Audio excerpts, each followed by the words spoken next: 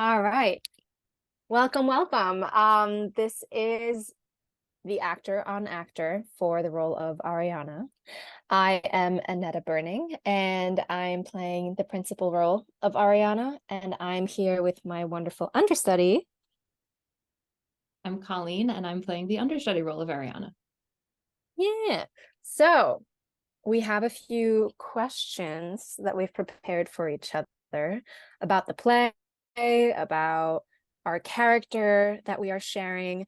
And yeah, I'm really excited to hear your thoughts about her and your insights on the play. And yeah, should we get started?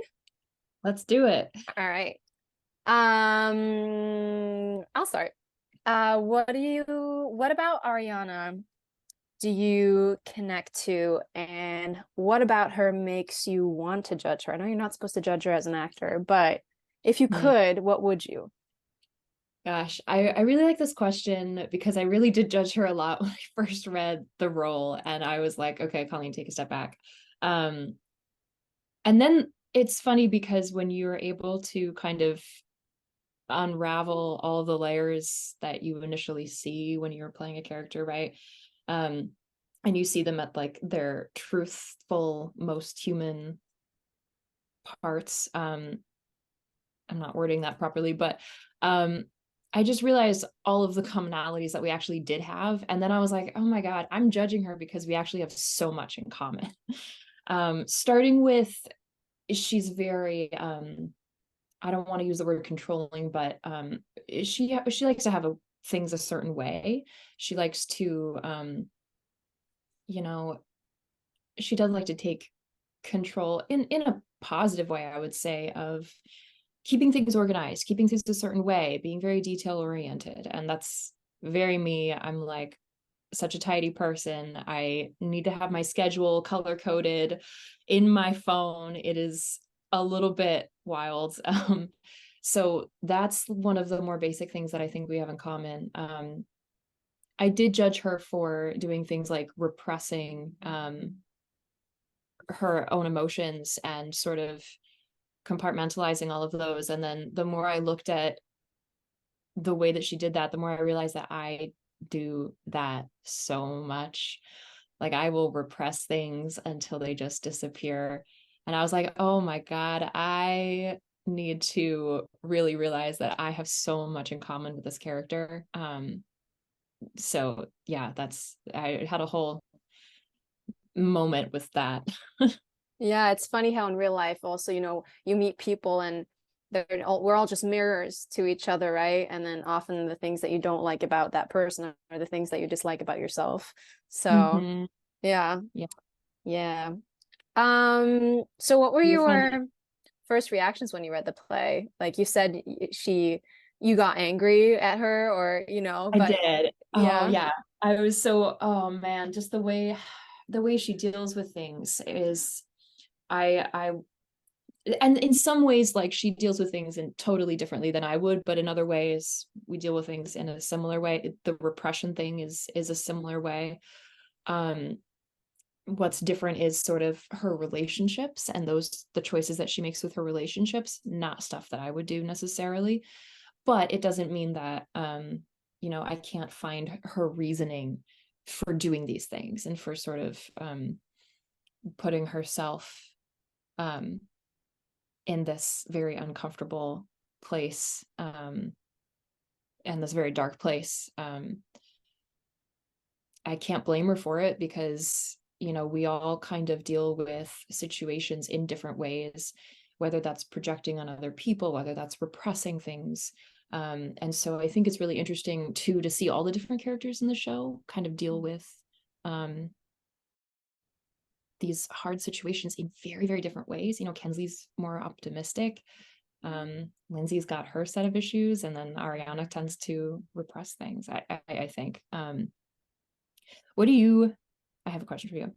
What do you yes. think Ariana likes and dislikes about herself, and about Kensley, and about Lindsay? Well, yes. So I think, going back to what I said about like, we are all being mirrors to each other. So when I approached her and I'm trying to put myself into her mindset, it's like, okay, well, that means also I have to think, what do I like about myself? Because obviously if I like something about Ariana, or as Ariana, I'm liking something about myself, that innately means that I also like that about myself. Um, but in terms of Ariana now, I really I think she really likes her own work ethic. I think she knows she's a really hard worker. She gets what she wants. She pushes. She's not afraid. So I think in the business side or aspect of her life, she's fearless, and I think Mhm. she's very aware of that. Um, and what she dislikes about herself, I think, you know, in her personal life, she's not as secure and confident as she is in her, business life. And I think she's not a very patient person. Mhm. Um, so I think that is something that she definitely is working on, is her patience. Um, and you could say that, oh, she doesn't like how she can't be open and say what she wants. And I think she comes to that realization later on in the play, but initially that's not something that she is like even considering as an option, you know. So I don't think she can have any opinion about that until she has that epiphany. And then, once she's crossed that bridge, she can look back and be like, oh, I really didn't like that about myself, that I wasn't able to open up. And life is so short, you shouldn't have to hold back. um yeah, those are the Yeah. two things. Yeah. Right. And then what about Ariana do you relate to? Oh gosh. I think a lot of things. Yeah. I think um again, like I love her work ethic, and I think I'm the same way about myself. I'm very hard on myself when it comes to, doing the job, and I, delve deep into it, and I'm very committed. Um and I don't make excuses, and I don't think she makes excuses either. Um,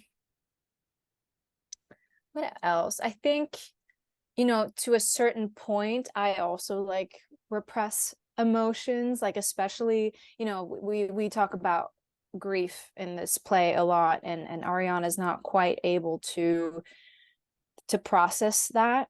And I think I'm the same way in terms of grief. Like it's, I'm still, we're all still young people, and just coming to terms that, oh yeah, life does end, and not only for old people, um but for, sadly, for young people as well. And that is just something that I think a lot of us are sort of still in denial about.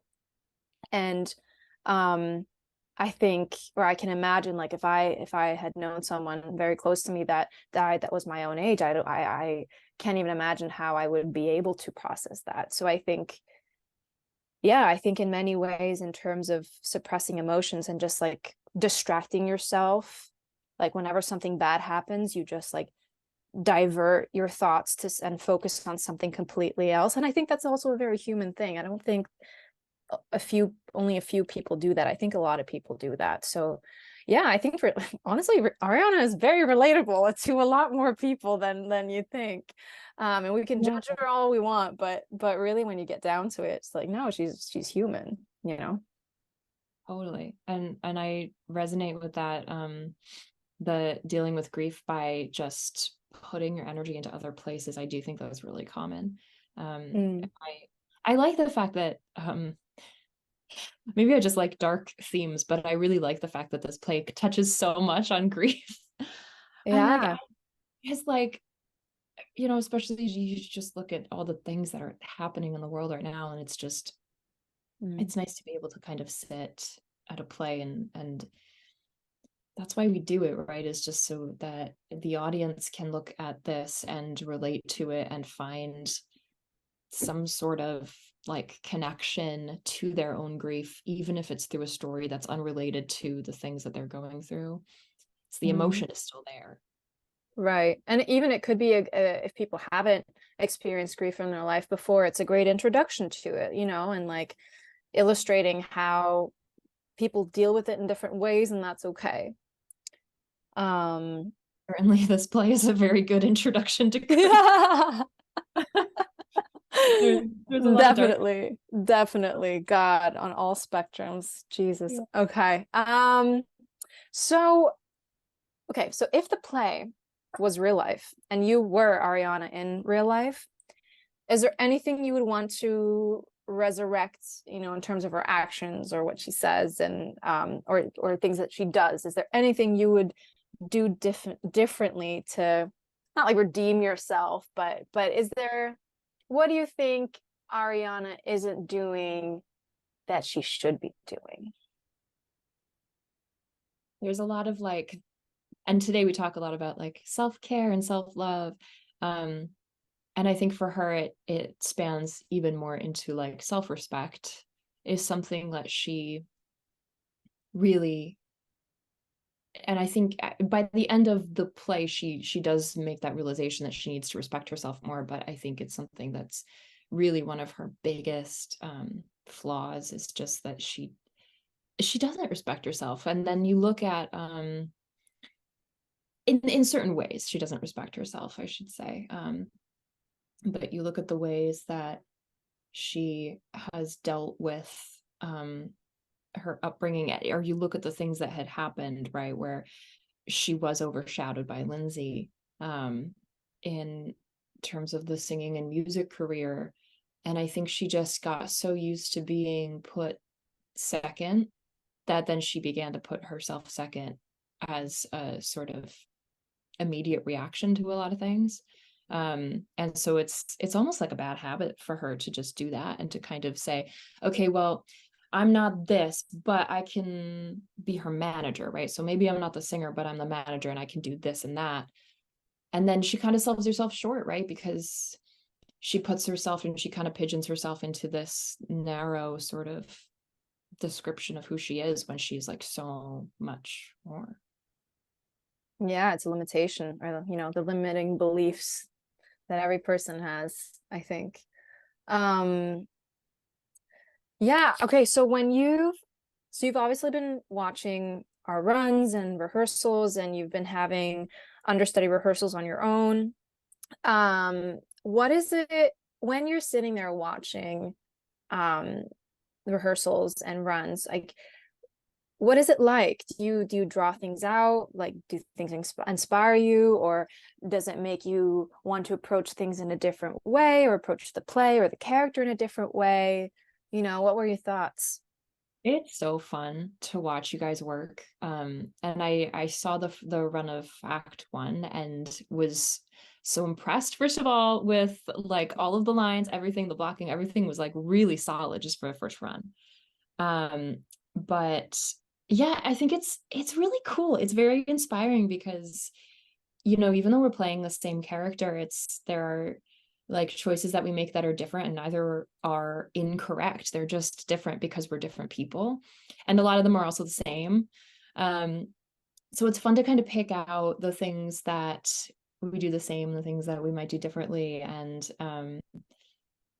just it's just so fun what different people can bring to different roles, or the same role, I should say, in this case.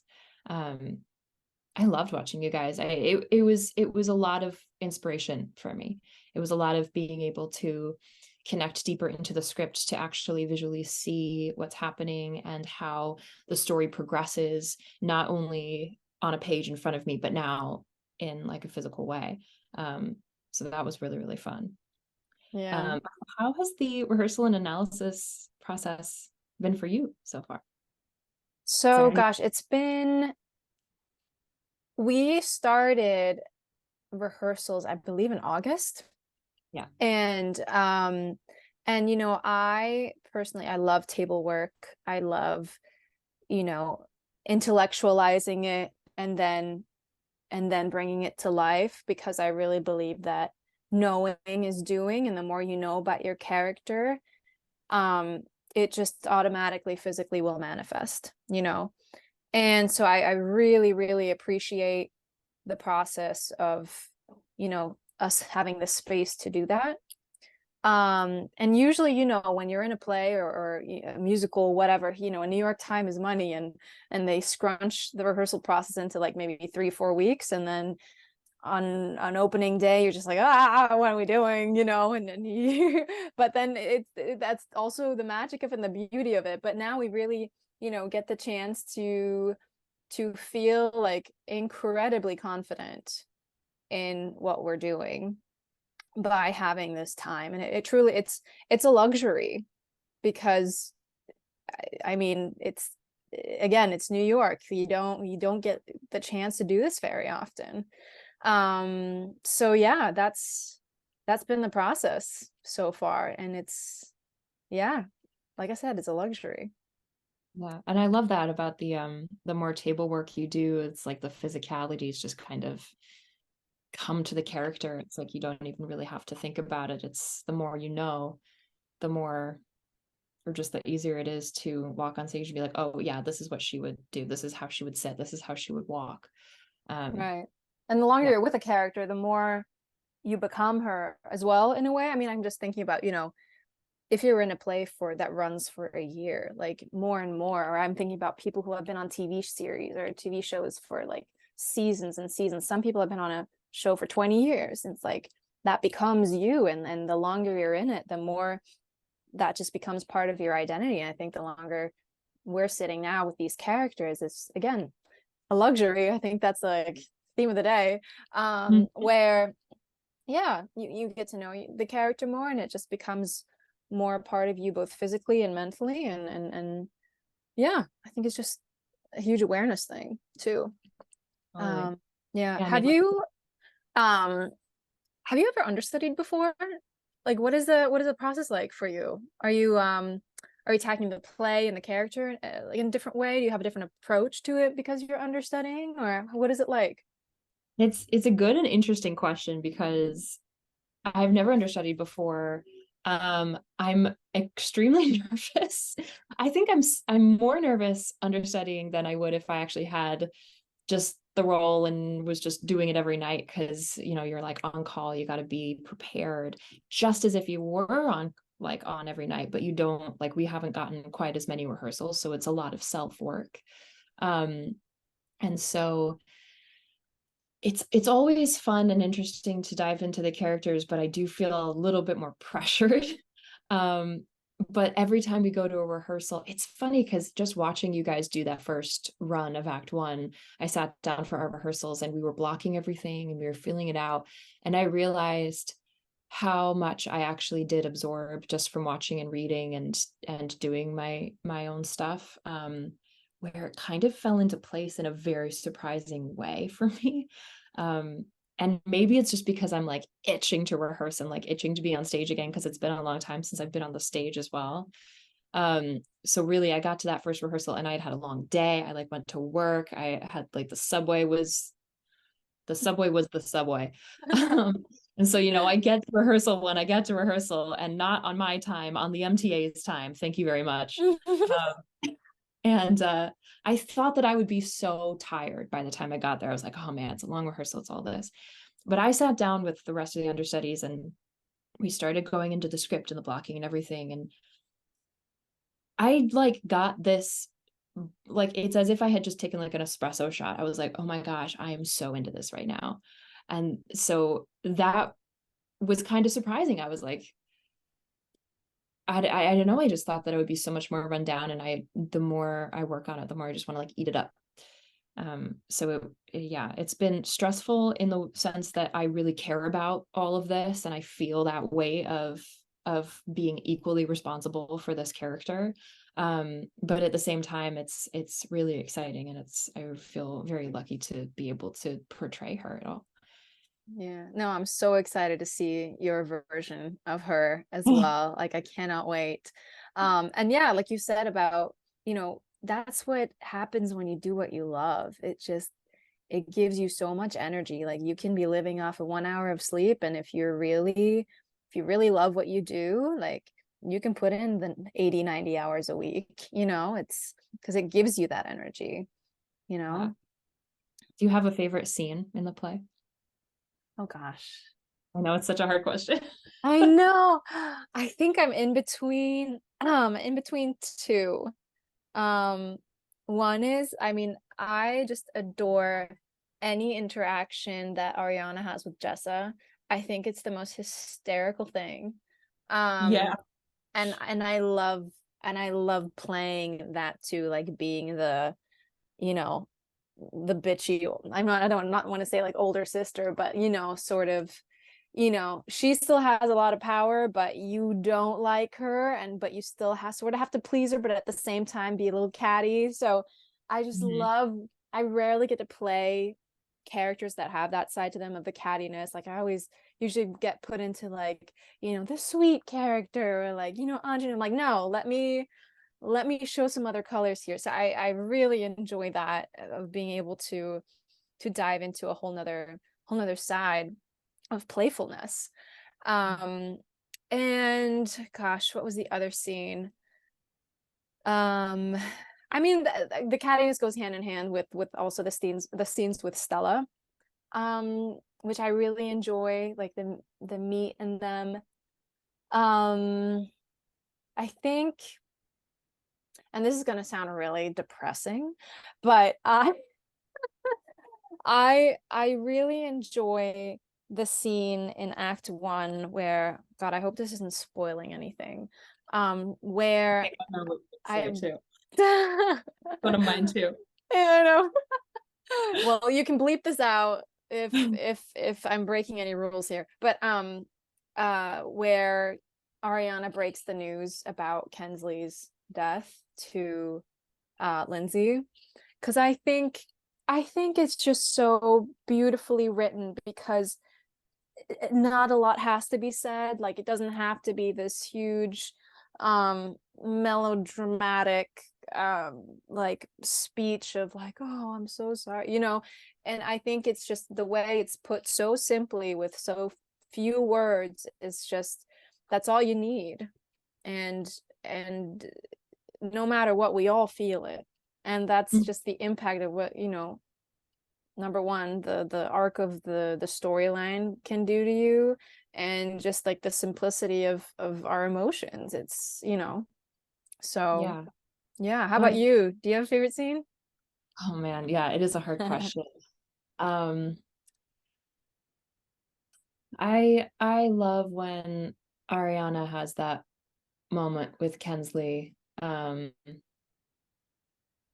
as well on the couch, and she's coming back from that late night, and doesn't expect Kensley to like approach her, but it's like 3 a.m. and she like sits on the couch with her. I love that connection between them, as well. I agree that sometimes you don't need to say a lot. And you hear about different TV shows and stuff, and people's reactions to certain shows on TV, where I'll have friends who will tell me about a show and just be like, but they just monologue. They just like they go into this monologue over and over and over again. And it's like people don't actually speak like that a lot of the time. I think, you know, just so much can be said without actually speaking. Um, and so I really love that you had pointed that out. I very much agree with it. So that's one of my favorite scenes. And I just, yeah, there are some that I'm really just, the more I work on them, the more I resonate, and I'm like, oh man, this is like that, or that's like this. And I kind of make those connections with my own life. But yeah, that's definitely one of my faves. Mm. Uh, and then what do you think or hope the audience will take away from the play? I mean, there's so many things that this Mm. play illustrates, and um and symbolizes, but I think, I think second chances, especially like, Mhm. I have people in my family that I have, complicated relationships with, or, even, you can think of friends of the past or something, but sometimes, people do deserve a second chance, and relationships can change, you know, Mhm. whether that's from a good to bad or bad to good, and I think you just have to give yourself that chance. Um, and also obviously the awareness of early onset, which is, a rising issue, and is not getting a lot of funding or research, and especially in the States. So I hope it makes people, it's a conversation starter, you know. Yeah, But definitely. yeah, And I don't know. Had you heard about early onset before this? actually I hadn't, which is wild because I also my grandma had Alzheimer's, so this is like a Mm, play that is also like very close to my heart in a lot of ways. Um but early onset specifically, didn't know, which really shocked me. I was like, why didn't I not know about this? Um I love that theme too about second chances though that you mentioned. I think that's a really important one. Um